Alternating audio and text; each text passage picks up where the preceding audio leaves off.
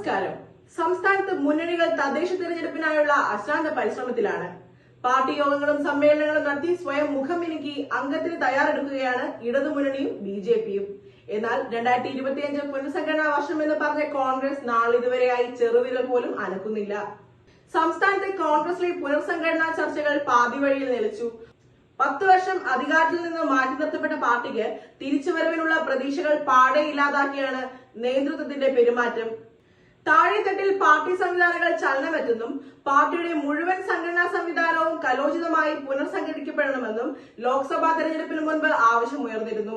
ഇതിനു പുറമെ സംസ്ഥാനത്ത് കോഴിക്കോട്ടും വയനാട്ടിലും നടന്ന 2 ചിന്തൻ ശിബിരങ്ങളിലും ഇടത് സംബന്ധിച്ച ആലോചനകൾ സജീവമായിരുന്നെങ്കിലും നിലവിൽ കാര്യങ്ങൾ പാതിവഴിയിൽ നിലച്ചുവെന്നതാണ് യാഥാർത്ഥ്യം. കെ സുധാകരൻ കെ.പി.സി.സി അധ്യക്ഷനും വി.ഡി. സതീശൻ പ്രതിപക്ഷ നേതാവുമായി ചുമതലയേറ്റ സമയത്താണ് അവസാനമായി പാർട്ടി പുനർസംഘടിപ്പിച്ചത്. അന്ന് കെ.പി.സി.സി ജനറൽ സെക്രട്ടറിമാർ, ഡി.സി.സി അധ്യക്ഷന്മാർ എന്നിവരെ നിയമിച്ചിരുന്നു. എന്നാൽ ഭൂരിഭാഗം ജനറൽ സെക്രട്ടറിമാരുടെയും ഡി.സി.സി അധ്യക്ഷന്മാരുടെയും പ്രവർത്തന മികവ് ശരാശരിയിലും താഴെയാണെന്ന് പാർട്ടിക്കുള്ളിൽ തന്നെ അഭിപ്രായമുണ്ട്. ഇതുവരെ കെ.പി.സി.സി സെക്രട്ടറിമാരെ നിയമിച്ചിട്ടില്ല. അന്ന് നടക്കേണ്ട മണ്ഡലതലം മുതൽ ബ്ലോക്ക് തലം വരെയുള്ള പുനഃസംഘടന ഇപ്പോഴാണ് പൂർത്തിയായി വരുന്നത്. എന്നാൽ പാർട്ടി താഴെത്തട്ടിൽ ചലിപ്പിക്കാൻ ആവശ്യമായ ഊർജ്ജം പകരേണ്ട ജില്ലാ നേതൃത്വവും കെ.പി.സി.സി തലത്തിൽ വീതിച്ചു നൽകിയിട്ടുള്ള ചുമതല നിർവഹിക്കുന്നതിൽ നേതാക്കൾക്കുണ്ടായ വീഴ്ചയും പാർട്ടിയെ അക്ഷരാർത്ഥത്തിൽ സ്തംഭനാവസ്ഥയിലാക്കി. സംഘടനാ യോഗങ്ങൾ ചേരുമ്പോൾ അതിലൊന്നും ഉണ്ടാവാത്ത കാര്യങ്ങൾ വാർത്തയുടെ രൂപത്തിൽ മാധ്യമങ്ങൾക്ക് നൽകുന്ന ചില കെ.പി.സി.സി ഭാരവാഹികളുടെ നടപടികളും പാർട്ടിയെ കൂടുതൽ ശോഷിപ്പിക്കുന്നതായിരുന്നു. ഇതിനെല്ലാം പുറമെ രമേശ് ചെന്നിത്തലയെ ചുറ്റിപ്പറ്റി ഉയർന്നുവന്ന മുഖ്യമന്ത്രി സ്ഥാനാർത്ഥി വിവാദവും പാർട്ടിയിൽ പല പിണക്കവുമുണ്ടെന്ന സന്ദേശവുമാണ് പുറത്തേക്ക് നൽകിയത്.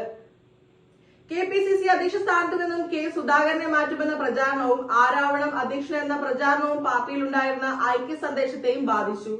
പ്രതിപക്ഷ നേതാവ് വി.ഡി. സതീശനുമായി കെ സുധാകരനുള്ള പല പിണക്കത്തിന്റെ ഭാഗമായാണ് ഇത്തരം കാര്യങ്ങൾ ഉണ്ടാകുന്നതെന്ന് വ്യാഖ്യാനിക്കാൻ സംസ്ഥാന കോൺഗ്രസ് നേതൃത്വത്തിലുള്ള ചിലർ മനഃപൂർവ്വം ശ്രമിച്ചുവെന്നും അതിൽ ചില ഭാരവാഹികളുടെ കറുത്ത കൈകളുണ്ടെന്നും ആരോപണം ഉയർന്നിരുന്നു. ഇത്തരം കോലാഹലങ്ങൾ കോൺഗ്രസിൽ പതിവായതോടെ അതിന്റെ അലയൊലികൾ യു.ഡി.എഫിനെയും പ്രതികൂലമായി ബാധിച്ചിട്ടുണ്ട്.